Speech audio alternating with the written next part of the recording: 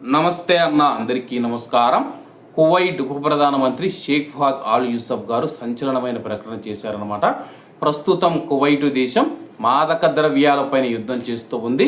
కువైట్లో ఉన్న ప్రవాసులు కావచ్చు, కువైటీలు కావచ్చు, మాదక ద్రవ్యాల అక్రమ రవాణా మరియు మాదక ద్రవ్యాన్ని వినియోగిస్తూ ఉన్నట్లు తెలిస్తే అటువంటి వారిపైన కఠినమైన చర్యలు తీసుకుంటామని చెప్పేసి కువైట్లో మాదక ద్రవ్యాల వ్యసనం పైన కఠినమైన అణిచివేత ద్వారా వ్యసనరహిత కువైట్ను సాధించడమే ప్రభుత్వ లక్ష్యమని చెప్పేసి మేము దానిని త్వరలో సాకారం చేయడానికి కృషి చేస్తూ ఉన్నాము.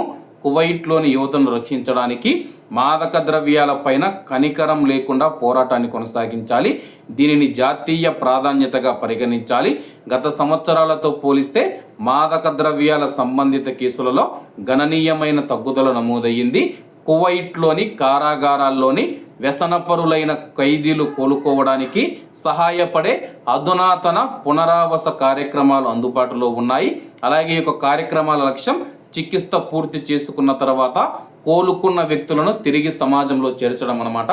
ప్రస్తుతం కొంతమంది మాదక ద్రవ్యాలకు బానిసై కువైట్ యువత మనం చూసుకుంటే తల్లిని చంపిన వారు, భార్యను చంపిన వారు, తండ్రిని చంపిన వారు, కుటుంబ సభ్యులను, స్నేహితులను చంపిన వారైతే ఉన్నారన్నమాట.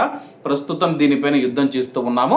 అలాగే డిసెంబర్ 15వ తేదీ నుంచి కొత్త మాదక ద్రవ్యాల చట్టం అమల్లోకి వచ్చిన తర్వాత మాదక ద్రవ్యాల కేసులు 44% తగ్గాయని చెప్పేసి కువైట్ ఉప ప్రధానమంత్రి గారు మరొకసారి అయితే పునరుద్ఘాటించారు. ఎవరైనా కువైట్లో మాదక ద్రవ్యాలు అక్రమ రవాణా చేసినా, మాదక ద్రవ్యాలు విక్రయిస్తూ ఉన్నట్టు తెలిసినా సరే కానీ వారిపైన కఠినమైన చర్యలు ఉంటాయని చెప్పి తెలిపారు. కాబట్టి కువైట్లో ఉన్న మన భారతీయులు ఇటువంటి చెడు మార్గాలలో ఎవరూ వెళ్ళవద్దని కోరుకుంటూ అందరూ బాగుండాలి, అందులో మనం ఉండాలి. అందరికీ నమస్తే అన్న, జై హింద్.